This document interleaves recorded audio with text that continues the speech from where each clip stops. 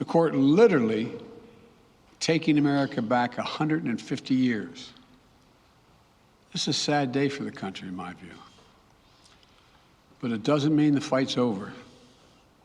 Let me be very clear and unambiguous. The only way we can secure a woman's right to choose, the balance that existed, is for Congress to restore the protections of Roe v. Wade as federal law. No executive action from the president can do that. And if Congress, as it appears, lacks the votes to do that now, voters need to make their voices heard. This fall, we must elect more senators and representatives who will codify women's right to choose into federal law once again. Elect more state leaders to protect this right at the local level.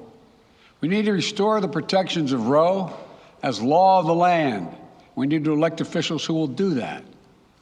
This fall, Roe is on the ballot. Personal freedoms are on the ballot.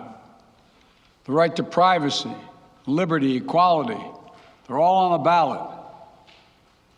Until then, I will do all of my power to protect a woman's right in states where they will face the consequences of today's decision.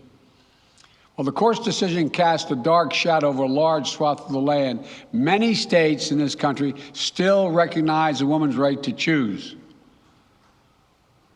So, if a woman lives in a state that restricts abortion, the Supreme Court's decision does not prevent her from traveling from her home state to the state that allows it. It does not prevent a doctor in that state from treating her.